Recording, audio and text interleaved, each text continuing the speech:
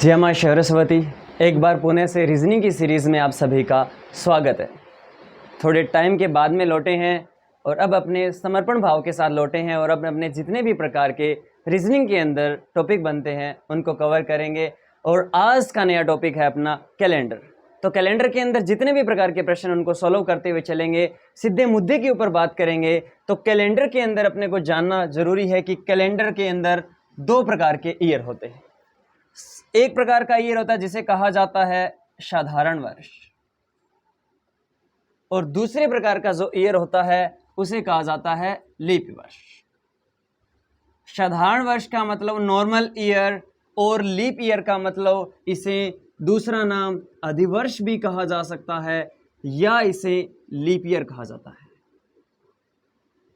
तो सिंपल सी बात है, दो प्रकार के ईयर होते हैं, एक साधारण वर्ष और एक लीप वर्ष। सिंपल सा है, साधारण वर्ष का मतलब है इसके अंदर फरवरी होती है वो कितने दिनों की होती है, 28 दिनों की होती है। और लीप वर्ष में जो फरवरी होती है वो कितने दिनों की होती है, 29 दिनों की होती है। अगर थोड़ी सी बात करें तो इसके अंदर टोटल डेज की दिनों की संख्या होती है वो कितने दिन होते हैं, 365 दिन होते हैं। और इसके अंदर अगर बात करें तो एक दिन ज़्यादा होगा तभी तो इसे अधिवर्ष कहा जाता है। इसके अंदर 366 डेज होते हैं। अब ये तो थी सिंपल बातें। एग्जाम में किस प्रकार के प्रश्न आते हैं उनके ऊपर अगर अपने बात करें तो एग्जाम के अंदर पूछा जाता है आपको लीप वर्ष पहचानना और साधारण वर्ष पहचानना। तो लीप और साधारण को कैसे पहचानते हैं, एग्जाम्पल के लिए अगर मैं आपको दूं, जैसे इस प्रकार आपके सामने अगर आपको पूछ लिया जाए इनमें से कौन सा वर्ष अधिवर्ष है और कौन सा वर्ष साधारण वर्ष है, तो इसको कैसे पहचानेंगे, सबसे पहले यही बात करेंगे। तो चलिए बात करते हैं। हमने देखा 1994 है, अगर इस प्रकार के प्रश्न आ जाए तो इसको कैसे पहचाने, तो यहां देखना है पीछे के 2 अंक, और पीछे के 2 अंक में अपने को किसका भाग देना है, 4 का भाग। अगर पूरा पूरा जाता है तो कौन सा वर्ष होगा, लीप वर्ष होगा। अगर नहीं जा रहा तो कौन सा वर्ष है, साधारण वर्ष। बहुत सिंपल सी बात है। तो देखिए सबसे पहले आप भाग करके देखोगे 94 में 4 का, तो आपको पता है जब आप भाग दोगे तो 2 पे, उसके बाद में भाग पूरा पूरा नहीं जा रहा, और जब भाग पूरा पूरा नहीं जा रहा इसका मतलब ये कौन सा वर्ष है, साधारण वर्ष है, नॉर्मल ईयर है। फिर पीछे के 2 अंक लिए, 08 में 4 का भाग दिया, पूरा जा रहा है, इसका मतलब ये कौन सा वर्ष है, लीप वर्ष है, लीप ईयर है। इसके बाद में आपने देखा पीछे के 2 अंक 02 में अगर आपने 4 का भाग दिया, इस कंडीशन में आपको पता है भाग पूरा पूरा नहीं जा रहा है, ये कौन सा वर्ष हो जाएगा, तो ये हो जाएगा नॉर्मल ईयर। पीछे के 2 अंकों में अपने 4 का भाग करके चेक करते हैं, ये सिंपल बातें हैं। आगे के चेक करेंगे 87 में पीछे के 2 अंक में 4 का भाग दिया, इस कंडीशन में भी भाग नहीं जा रहा, इसका मतलब ये कौन सा वर्ष होगा, नॉर्मल ईयर होगा। इसी प्रकार 88 के अंदर अगर आपने भाग दिया पीछे के 2 अंक में और आपको पता है भाग जा रहा है, पूरा पूरा 22 पर कट जाएगा, कोई शेषफल नहीं बचेगा, इस कंडीशन में कौन सा वर्ष हो जाएगा, लीप वर्ष, अधिवर्ष हो जाएगा। इस प्रकार जैसे आगे के प्रश्नों के अंदर अगर बात करें, इसके अंदर अपने देखें तो आपने ध्यान दिया होगा कि 89 है, तो 89 में अगर अपने भाग देना चाहें 4 का, तो आपको पता है पूरा पूरा नहीं जाएगा, नहीं जाएगा। इस कंडीशन में कौन सा ईयर है, ये है नॉर्मल ईयर। इसी प्रकार आपने देखा ये है 1900। अब आपको पता है इस कंडीशन में 1900 और 1800 अगर आप भाग दोगे तो पीछे के 2 अंक में कैसे भाग दोगे, इस कंडीशन में थोड़ा सा ध्यान देने की जरूरत है। सिंपल सा है, इस कंडीशन में ये वाले वर्ष कहलाते हैं, इन्हें कहा जाता है शताब्दी वर्ष, क्योंकि ये पूरी शताब्दी के खत्म होने वाले वर्ष है, अंतिम वर्ष होते हैं शताब्दी के। जैसे पहली शताब्दी का अंतिम वर्ष क्या होगा, 100वां, ये 200।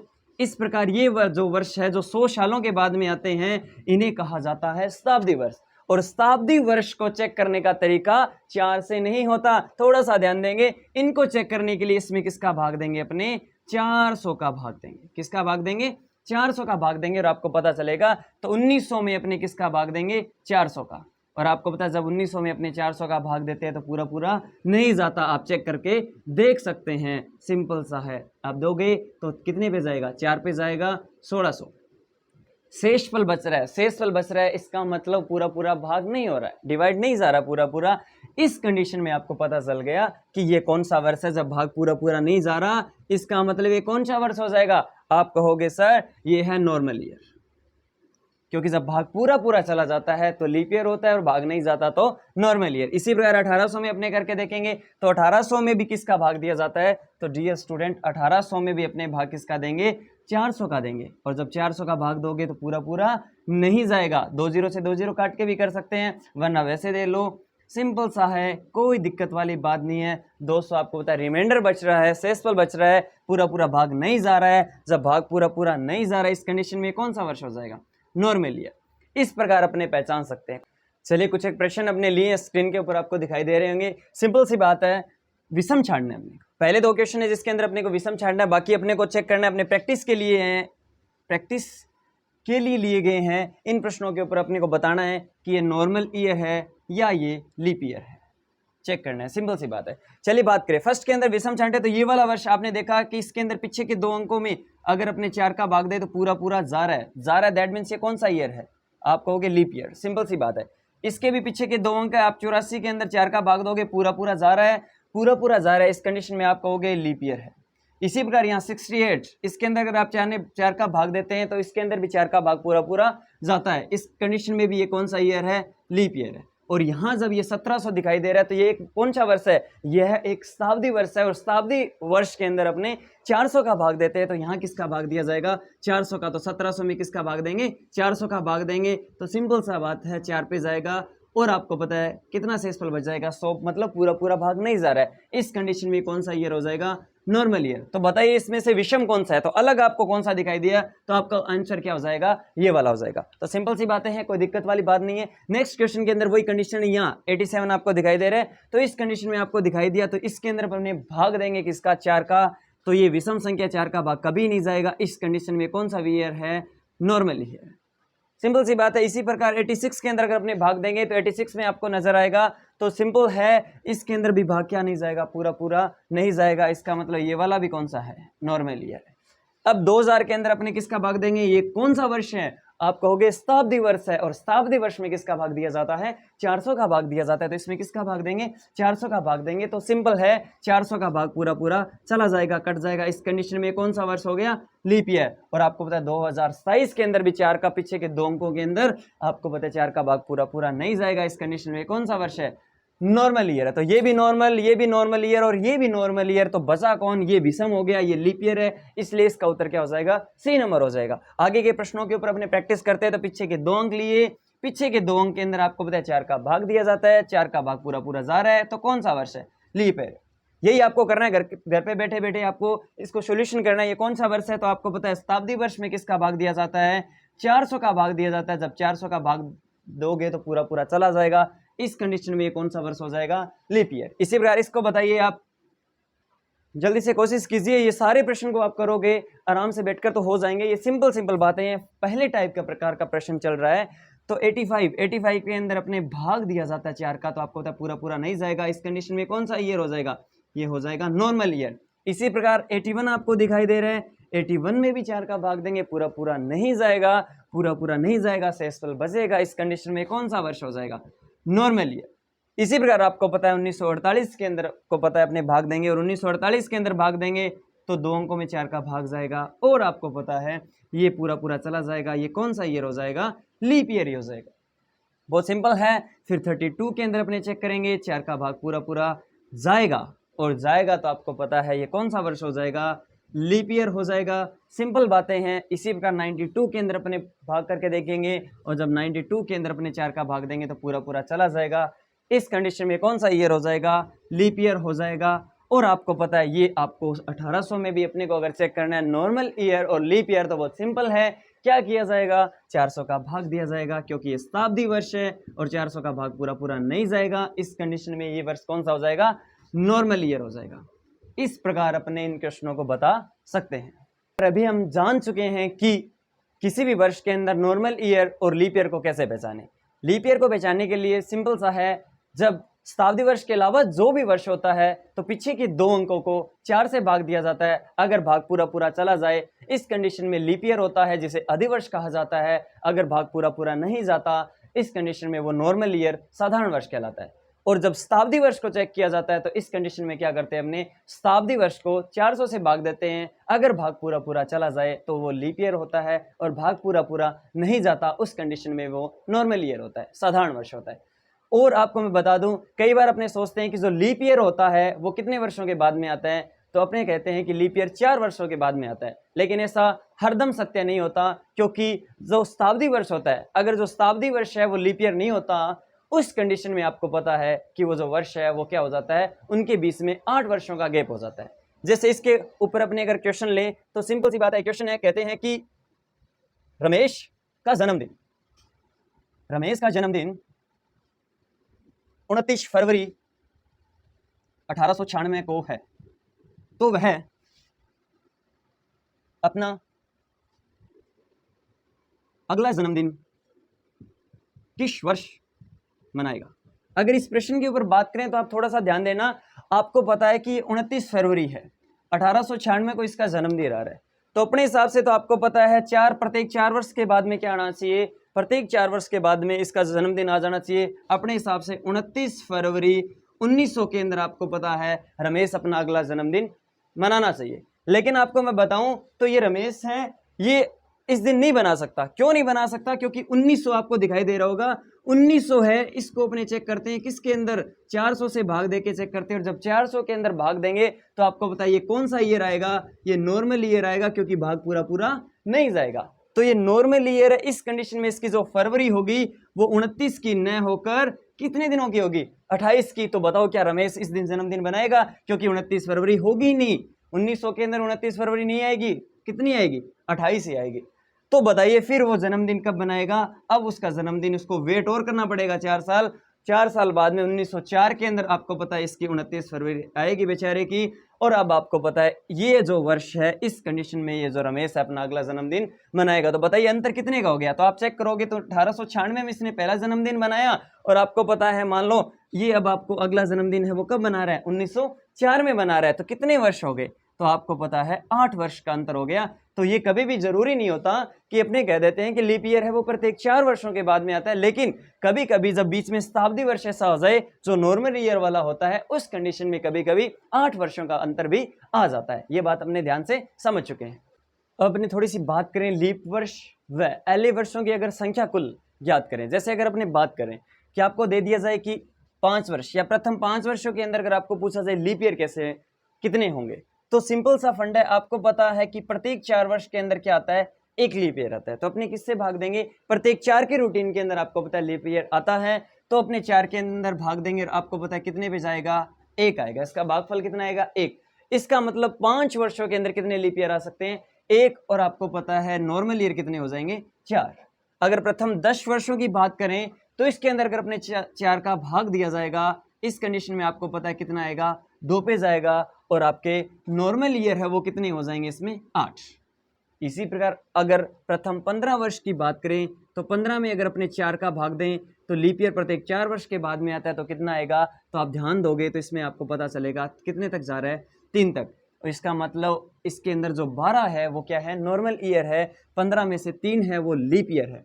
इसी प्रकार अगर प्रथम 25 वर्षों के अंदर अगर बात करें अपनी, तो 4 का भाग देंगे तो कितने पे जाए, 6 तक जाएगा, 6 चौके 24 होते हैं, और पीछे बच के कितने, 19 है वो क्या होते हैं, नॉर्मल ईयर। इसी प्रकार अगर प्रथम 50 वर्ष की बात करें तो 50 के अंदर किसका भाग देंगे, अपने 4 का भाग देंगे, और आपको पता है कितने तक जाएगा, 12 तक जाएगा, 12 चौके 48 होते हैं, भागफल 12 आएगा।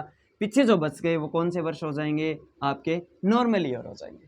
प्रथम 100 वर्षों की बात करें तो 100 के अंदर किसका भाग देंगे, 100 के अंदर अपने 4 वर्ष का भाग देंगे, और 4 का भाग देंगे तो कितना आएगा, 25 चौके 100 होता है। लेकिन यही ध्यान देने की बात है, क्योंकि डियर स्टूडेंट आपको पता है कि आपने 4 के पहाड़े में जो भी आता है, जैसे अगर वर्ष स्टार्ट हुआ था 1 से स्टार्ट हुआ था, उसके बाद में 4 आया था, प्रथम जो था 4 ईस्वी के अंदर क्या था, पहला लीप ईयर था। इसी प्रकार दूसरा आएगा वो 8वां होगा, तीसरा होगा वो 12वां होगा, चौथा होगा वो 16वां। इस प्रकार 4 के पहाड़े में जो भी संख्या आएगी वो लीप ईयर आएगी। लेकिन आपको पता है इस प्रकार करते करते अपने पहुंच गए 92, 96 और 100। लेकिन आपको पता है 100 में भी 4 का पूरा पूरा भाग जाता है। लेकिन जब 100वां है, ये एक प्रकार का कौन सा वर्ष है, आपने ध्यान दिया होगा, ये एक प्रकार का शताब्दी वर्ष है। और आपको पता है जब अपने शताब्दी वर्ष आ जाता है तो उसमें 4 का भाग देके नहीं चेक करते, उसमें किसका भाग दिया जाता है, 400 का। तो आप ध्यान दोगे 100 में जब आप 400 का भाग दोगे तो पूरा पूरा नहीं जाएगा, क्योंकि इसमें शेषफल बचेगा। जब आप पूरा पूरा भाग नहीं जा रहा है, उस कंडीशन में आपने देखा कि 100वां जो वर्ष है वो कौन सा वर्ष है, आप कहोगे नॉर्मल ईयर है, ये एक साधारण वर्ष है। तो आपने जब 1 से 100 तक जब आपने टोटल काउंट किए तो आपके हिसाब से प्रथम 100 वर्षों के अंदर कितने लीप ईयर आने थे? 4 का भाग देके देखा तो कितने आने थे? 25 आने थे। लेकिन आपको पता है जो 100वां वर्ष है जिसमें 4 का भाग पूरा पूरा जा रहा है वो इसमें नहीं गिना जाएगा, वो एक कम हो जाएगा। इस कंडीशन में आपको पता है 25 में से एक कम करेंगे तो इसके अंदर प्रथम जो 100 वर्ष है उसमें कितने लीप ईयर आएंगे? 24 लीप ईयर आएंगे। और आपको पता है नॉर्मल ईयर कितने आएंगे? तो आपने देखा 24 के अलावा जो बच गए वो सारे के सारे नॉर्मल ईयर होते हैं। तो 100 में से 24 जाएगा, आपको पता है कितना बच जाएगा? 96। इस प्रकार अपने बता सकते हैं कि प्रथम 100 वर्षों के अंदर आपको पता है इसके अंदर 24 तो क्या होते हैं? लीप ईयर होते हैं। और आपको पता है 96 नहीं 76 और 76 क्या होते हैं? आपके नॉर्मल ईयर होते हैं। तो इस प्रकार अपने बता सकते हैं। थोड़ी सी आगे बात करें अपने एक एक शताब्दी को लेके चलें तो थोड़ा अच्छा समझ आएगा। थोड़ा सा ध्यान देना। अगर आपको कह दिया जाए 1 से लेकर 100 वर्ष तक, मतलब प्रथम शताब्दी होती है, जो प्रथम 100 सालों की जो शताब्दी है उसके अंदर आपको पूछा जाए कि नॉर्मल ईयर कितने होंगे और लीप ईयर कितने होंगे, तो सिंपल सी बात है, आपने समझा कि सर इसके अंदर टोटल वैसे देखें तो 4 का भाग दें 100 वर्षों में तो 25 आता है। लेकिन आपको मैं बता दूं इसमें 25 जरूर आता है, लेकिन आपको पता है जो 100वां वर्ष होता है वो इसके अंदर लीप ईयर में नहीं काउंट होगा, तो एक कम कर दिया जाएगा। इस कंडीशन में टोटल आपको पता है लीप ईयर कितने होंगे? 24। और आपको पता है 76 क्या हो जाएंगे इसके अंदर? आपको पता है ये हो जाएंगे नॉर्मल ईयर। इसी प्रकार अगर मैं आपको बात करूं 101 से लेकर अगर 200 के बीच में अगर टोटल बात करें अपने 101 से लेकर 200 तक अगर अपने बात करें तो इसके अंदर अपने लीप ईयर काउंट करें तो वही कंडीशन है, ये 100 वर्ष है और 100 वर्षों के अंदर अगर अपने 4 का भाग देंगे तो कितना आएगा? आप कहोगे 25। लेकिन इसमें भी जो 200वां वर्ष है वो क्या नहीं होगा? लीप ईयर नहीं होगा, क्योंकि वो एक शताब्दी वर्ष है और शताब्दी वर्ष में किसका भाग दिया जाता है? 400 का। तो जब 200 में आप 400 का भाग दोगे तो पूरा पूरा नहीं जाएगा। इस कंडीशन में भी कितने हो जाएंगे? लीप ईयर कितने होंगे? आपके 24 होंगे। और आपके नॉर्मल ईयर कितने होंगे? 76। अगर आपको बात करें तीसरी शताब्दी की 201 से लेकर 300 के बीच में अगर अपने बात करें तो कंडीशन नंबर वही 100 वर्ष है। लेकिन 100 वर्षों में आपको 4 का भाग दिया, 25 लीप ईयर होने चाहिए। लेकिन इसके अंदर जो 300 में जो 4 का भाग पूरा पूरा जा रहा है ना वो इसमें नहीं काउंट होगा, क्योंकि ये शताब्दी वर्ष है, 400 का भाग पूरा पूरा नहीं जा रहा तो एक कम हो जाएगा। तो वही कंडीशन ये हो जाएंगे 24 और ये हो जाएगा 76। इसी प्रकार आपको पता है जब अपने 301 से लेकर 400 के बीच में जाएंगे, इस कंडीशन में आपको पता है टोटल 100 वर्ष हो गए और 100 में किसका भाग दिया जाएगा? 4 का। टोटल कितना आएगा? 25। लेकिन आपको पता है क्या इसमें भी ऐसा ही करेंगे? 25 में से एक कम नहीं। इसमें आपने देखा जो 400 है इसमें 400 का पूरा पूरा भाग जा रहे हैं। इसका मतलब ऐसी कोई संख्या है नहीं 100 वर्षों में जो 25 वर्षों में जो इसमें भाग नहीं जा रहा। तो इसमें टोटल के क्या हो जाएंगे? 25 के 25 हो जाएंगे। ये जो शताब्दी वर्ष है 400 वाला, ये क्या होता है? इसमें पूरा पूरा भाग जा रहा है। तो सिंपल सी बात है, ये 25 है और इसमें कितने बच जाएंगे? टोटल आप कहोगे 75। इस प्रकार अपने टोटल जोड़ेंगे तो आपको बताइए कितने हो जाएंगे? आप टोटल जोड़ोगे तो 97। कितने हो जाएंगे? 97। और इनको जब जोड़ोगे तो आपको बताइए कितने हो जाएंगे? 303। तो अब आपने क्या जाना कि प्रथम 400 वर्ष में आपने क्या जान लिया? प्रथम 400 वर्ष के अंदर आपको पता है कि लीप ईयर कितने होते हैं। तो आप बता सकते हैं, ईमानदारी से अच्छी तरीके से बता सकते हैं कितने लीप ईयर होते हैं। तो आपने काउंट करके देख लिए 97 होते हैं। कितने होते हैं? 97। और नॉर्मल ईयर कितने होते हैं? तो आप बता सकते हैं नॉर्मल ईयर कितने होते हैं? 303 होते हैं। तो ये बहुत अच्छा क्वेश्चन है। इससे रिलेटेड एक प्रश्न के ऊपर अपने बात करते हैं। थोड़ा सा अपने ध्यान देंगे, आपके सामने 2-3 प्रश्न लिखे हुए हैं। अब आपको पहला प्रश्न बोल रहा है कि प्रथम 100 वर्षों में 29 फरवरी कितनी बार आती है। तो अपने को पता है जितने 100 वर्ष के अंदर लीप ईयर होंगे उतनी ही 29 फरवरी होगी, क्योंकि अपने को पता है कि जो लीप ईयर होता है उसी में 29 फरवरी आती है। तो आप बताइए प्रथम 100 वर्षों के अंदर, पीछे बात करेंगे, प्रथम 100 वर्षों में सिंपल सी बात है 1 से लेकर 100 वर्षों के अंदर कितनी फरवरी आती है, मतलब कितने लीप ईयर आते हैं। तो सिंपल सा है, अपने किस में भाग देंगे? 100 में किसका भाग देंगे? 4 का। 25 पे जाएगा। लेकिन इसमें जो 100वां वर्ष है वो लीप ईयर नहीं होता है, तो इसमें से एक कम कर देंगे। तो सिंपल सी बात है, टोटल कितने लीप ईयर होंगे? 24 लीप ईयर होंगे। 24 अधिवर्ष होंगे किसमें? 1 से 100 तक। और आपको पता है जो अधिवर्ष होता है उसी एक अधिवर्ष में 29 फरवरी होती है। तो 24 में कितनी बार? 24 बार 29 फरवरी आएगी। तो इसका कह रहा है कि कितनी बार फरवरी आती है? 29। तो आंसर क्या आ जाएगा? 24 बार। इसी प्रकार आगे वाला प्रकार है प्रथम 400 वर्षों में 29 फरवरी कितनी बार आती है। तो वही कंडीशन है, पीछे अपने बात कर चुके हैं कि प्रथम 400 वर्षों में जितने लीप ईयर होंगे उतनी ही 29 फरवरी होगी। तो बताइए लीप ईयर कितने होते हैं। तो आपने काउंट किए थे कि प्रथम 100 वर्षों में 24, फिर दूसरे 100 वर्ष में भी 24, तीसरे 100 वर्ष में भी 24, और आपको पता है चौथे 100 वर्ष के अंदर आपको पता है कितने थे, 25 से। टोटल कितने होते हैं, 97 लीप ईयर होते हैं, और जितने लीप ईयर होते हैं उतनी ही 29 फरवरी होती है। तो इसका मतलब 97 लीप ईयर, तो 97 बार 97 बार ही क्या आ जाएगी आपकी 29 फरवरी। लेकिन आगे वाला क्वेश्चन थोड़ा सा ध्यान से पढ़ने वाला क्वेश्चन है, थोड़ा सा ध्यान देना। सिंपल है, कह रहा है कि प्रथम 400 वर्षों में 29 तारीख कितनी बार आती है, मिलती है तारीख पे तारीख, तारीख पे तारीख मिलती है, तो सिर्फ तारीख आपको पूछ क्या रहा है, 29 तारीख कितनी बार आती है। तो ये बहुत सिंपल क्वेश्चन है, क्या आप बता सकते हैं। अब ये क्वेश्चन कैसे बता, थोड़ा सा माइंडली क्वेश्चन है, थोड़ा सा सोचना है इसके अंदर। अरे भाई सिंपल है, आपको पता है 29 तारीख कौन कौन से महीने में होती है। आप कहोगे सर 29 तारीख तो सभी महीने में होती है, लेकिन एक फरवरी है जिसमें 28 भी होती है। तो आपको पता है टोटल 400 वर्ष है। कितने वर्ष है, 400 वर्ष है। 400 वर्षों में दाना, आप बताइए एक वर्ष में ऐसे कितने महीने हैं जिनमें आपको पता है 29 तारीख पड़ती है। आप कहोगे सर एक फरवरी है जिसमें थोड़ी दिक्कत है, उसमें कभी 28 पड़ती है तो कभी क्या पड़ती है, कभी 29 पड़ती है। लेकिन बाकी जितने भी महीने हैं उनमें 29 तो आती ही आती है, उनमें 30 भी आती है, 31 भी आती है। लेकिन ये कह रहे हैं 29 तारीख पड़नी चाहिए। कोई ऐसा महीना है क्या फरवरी के अलावा जिसमें 29 नहीं तारीख नहीं आती? नहीं है। इसका मतलब एक वर्ष में 11 महीने तो फिक्स हैं जिनमें क्या आती है, 29 तारीख आती है। टोटल वर्ष कितने हैं? आपने कहा सर एक वर्ष में 11 महीनों में 29 तारीख, मतलब 11 बार 29 तारीख आती है एक वर्ष में 11 बार। तो वर्ष कितने हैं, 400 वर्ष। तो इधर 400 वर्षों में, एक वर्ष में जब 11 बार, तो 400 वर्षों में कितना हो जाएगा। तो आप कहोगे 11 का 400 से गुणा करेंगे तो 4400 बार। ये तो आपने बता दिया जो अलग ईयर थे, लेकिन अब फरवरी भी बच गई। अब फरवरी में कुछ 28 होते हैं और कुछ क्या होते हैं, 29। अब अपने को चेक करना है 29 वाला। अब बता सकते हैं क्या, पर 400 वर्षों में 29 फरवरी कौन कौन सी होती है। तो आप देखोगे 400 वर्षों में 29 फरवरी कितनी बार आती है, 97 बार। इसका मतलब 29 तारीख 97 बार और आएगा, तो इसमें 97 और जोड़ देंगे तो उत्तर क्या आ जाएगा, 4497 इसका आंसर होगा। बड़ा अच्छा क्वेश्चन था, थोड़ा सा ध्यान देना, सिंपल है। एक बार पुनः समझते हैं। आपने क्या देखा, प्रश्न बोल रहा है 29 तारीख कितनी बार पड़ती है। तो डियर स्टूडेंट बहुत सिंपल है, कैसे देखेंगे। आपको पता है एक वर्ष में 29 तारीख कितने महीनों में आती है। हमने कहा फरवरी का नहीं बता सकते, क्योंकि फरवरी के अंदर 29 तारीख भी आती है और कभी कभी 28 तारीख भी आती है। इसलिए जो फिक्स 11 महीने हैं, 11 मंथ है, उनमें तो पक्का 29 तारीख आती ही आती है। तो एक वर्ष में 11 बार। टोटल वर्ष कितने हैं, 400। तो 400 का अपने करेंगे, मतलब 11 से गुणा, तो 400 इंटू 11 करेंगे तो कितना आ जाएगा, 4400 बार। तो अपने फिक्स बता दिया। अब बात रही फरवरी की, और फरवरी के कितने हैं, टोटल 400 वर्ष है। 400 वर्षों में 400 फरवरी आई है, 400 बार फरवरी आई है। उनमें से 29 फरवरी कितनी बार आई है। तो आप याद कर चुके हो कि प्रथम 400 वर्षों में 29 फरवरी कितनी बार आती है, आपने कहा 97।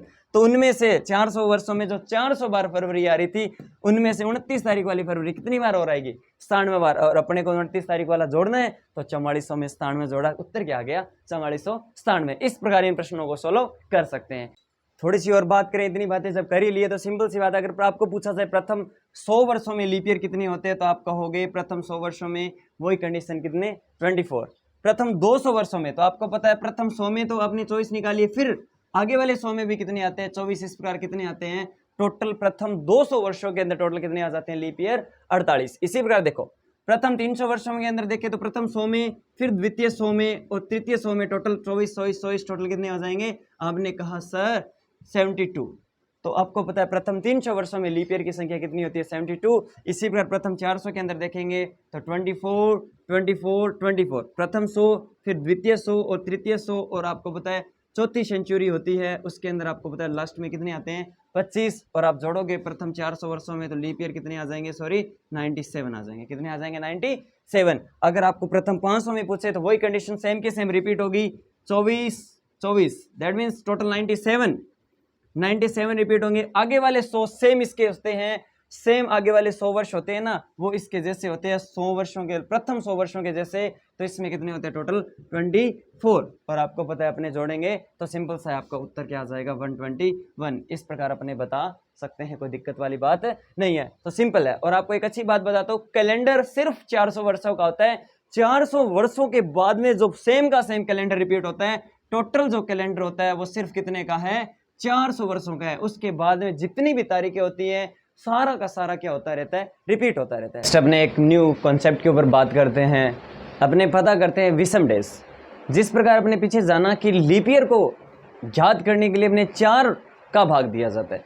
क्यों दिया जाता है? क्योंकि प्रत्येक 4 वर्ष के बाद में एक लीप ईयर आता है, इसलिए अपने इसके अंदर चेक करने के लिए 4 का भाग दिया जाता है। इसी प्रकार अपने विषम दिनों को निकालेंगे और विषम दिनों के अंदर अपने 7 का भाग दिया जाता है, क्योंकि प्रत्येक 7 दिन के बाद में वही 7 दिन रिपीट होते हैं, इसलिए इसके अंदर कितने का भाग दिया जाएगा 7 दिनों का भाग दिया जाएगा। 7 प्रकार के वार होते हैं या डेज होते हैं, Monday, Tuesday, Wednesday, Thursday, Friday, Saturday और संडे। इस प्रकार प्रत्येक 7 दिन के बाद में आगे वाला 7वां दिन आ जाता है, तो 7 का भाग देंगे। जिस प्रकार कुछ एक प्रश्न अपने सामने, चलिए अपने बात करते हैं। अगर अपने विषम दिन निकालना सीख लिए तो आपको ऐसे प्रश्न पूछे जाएंगे जो आगे बात करेंगे इतने दिन के बाद में कौन सा वार होगा, तो उन प्रश्नों को करना बड़ा आसान हो जाएगा। जैसे सिंपल सा है, आपको कह रहा है कि 15 डेज है, उसके अंदर कितने विषम दिन होंगे, तो 15 के अंदर अपने किसका भाग देंगे, तो 15 के अंदर अपने 7 का भाग देंगे। और आपको पता है जो शेषफल बचेगा, जो क्या बचेगा शेषफल, 7 के भाग से, 7 के भाग से बचने वाला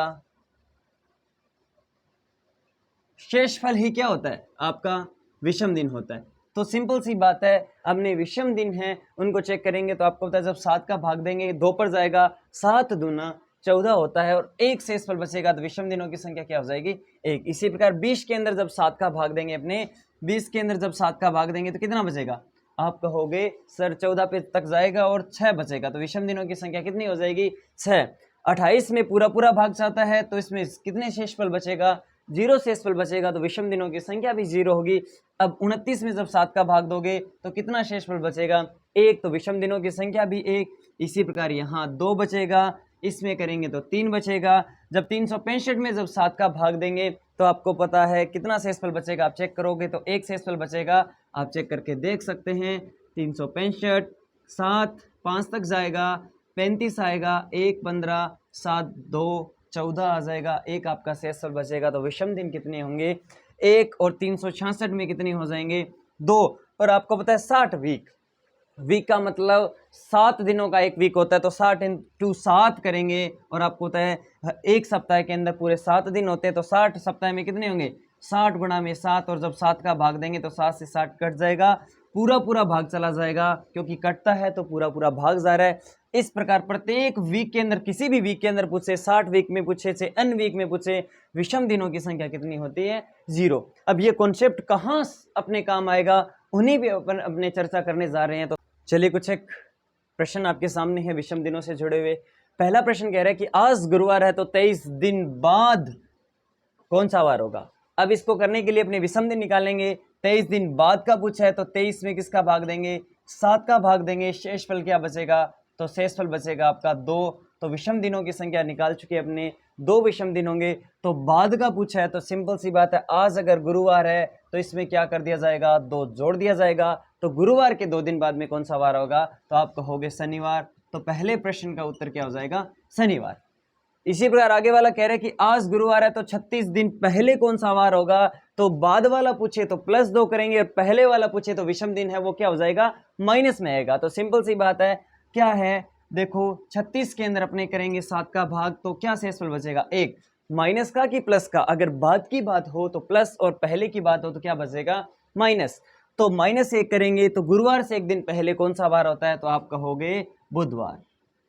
इस प्रकार इनको सॉल्व कर सकते हैं। आगे वाला कह रहा है कि आज मंगलवार है तो 50 सप्ताह बाद कौन सा वार होगा, तो एक सप्ताह के बाद। अगर मैं कहूं कि आज मंगलवार है तो एक सप्ताह बाद कौन सा वार होगा, तो मंगलवार ही आएगा। एक सप्ताह का मतलब 7 दिन बाद, तो 7 दिन के बाद में बस सेम वार होता है। तो यही कंडीशन है, 50 वीक चलो चाहे 100 वीक चलो चाहे 1000 वीक चलो, वही वार आ जाएगा। तो मंगलवार है आज, तो 50 वीक बाद कौन सा वार होगा, तो क्या आ जाएगा मंगलवार ही होगा।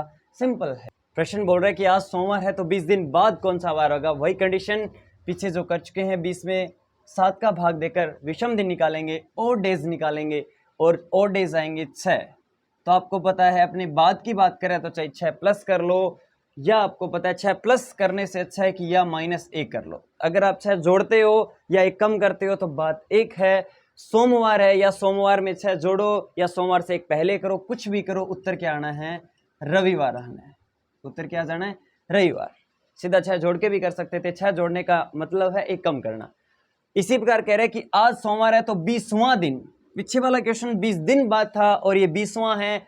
इसका मतलब क्या हो गया, सिंपल है, 20 दिन बाद का मतलब सीधा 20 था, और डेज 20 के अंदर भाग देके निकाला था, और 20वां दिन का मतलब है 19 दिन बाद। 19, 20वां दिन का मतलब क्या हो गया, 20वां दिन का मतलब हो गया 19 दिन बाद। तो अपने किस में भाग देंगे, 19 में 7 का भाग देंगे, तो आपका विषम डेज कितने आएंगे, 5। तो 5 जोड़ेंगे अपने, तो उत्तर आ गया 5 है। सोमवार में 5 जोड़ लो, उत्तर आपका आ चुका है। या -1 कम 2 कम कर लो, तो ये आसान है, चाहे 5 जोड़ो तो भी वही वार आएगा, चाहे -2 कर लो, क्योंकि इन दोनों का जो योग है वो कितना होना चाहिए, 7 होना चाहिए। तो आपको पता है ये आंसर आ जाएगा आप इसका, अपने बात करें तो शनिवार,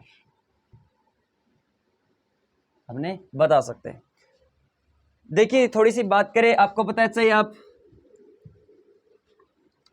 मार्कर क्वेश्चन, थोड़ी सी बात अगर अपने बात करें, चाहे 2 जोड़ो, चाहे आपको पता है -5 घटाओ, दोनों का योग है वो कितना होना चाहिए, 7। 2 जोड़ोगे, जैसे आज सोमवार है तो मंगल बुधवार आएगा, क्या आएगा, बुधवार आएगा, और 5 घटाओगे तो भी क्या आएगा, बुधवार। आप करके देख सकते हैं, चाहे 5 माइनस करो या क्या करो, 2 जोड़ो तो भी बात एक ही है। तो 7 दिनों का अंतर रहता है। अगर आपको कह दिया जाए कि आपको करना है 6 जोड़ना है, तो 6 जोड़ने से अच्छा है कि अपने -1 कर दे, तो आसान तरीका अपनाओ। बात सही है, 6 जोड़ोगे तो भी वही वार आना है, वही दिन आना है, लेकिन -1 करोगे तो भी वही आना है। आसान कौन सा है, 6 जोड़ना या 1 घटाना, 1 घटाना आसान है, इसलिए ध्यान रखो। आज रविवार है तो आज के 31वां दिन कौन सा दिन होगा, देखो क्या है, आज अगर रविवार है तो 31वां दिन पूछ रहा है, और 31वां दिन निकालने के लिए अपने क्या करेंगे, 30 के बाद, 30 दिन के बाद का जो दिन है वो कौन सा दिन होगा, वो 31वां दिन होगा। 30 दिन के बाद वाला जो दिन है वो क्या होगा, 31वां दिन होगा। तो क्या करेंगे, 30 में भाग देंगे किसका, 7 का, और आपको पता है 2 विषम दिन आएंगे, 2 विषम दिन, 2 शेषफल वही विषम दिन, और 2 जोड़ देंगे, क्योंकि बाद की बात हो रही है तो 2 जोड़ेंगे, तो क्या हो जाएगा, आपका उत्तर आ जाएगा मंगलवार। तो इस प्रकार आपका 31वां दिन क्या हो जाएगा, मंगलवार, 30 दिन के बाद।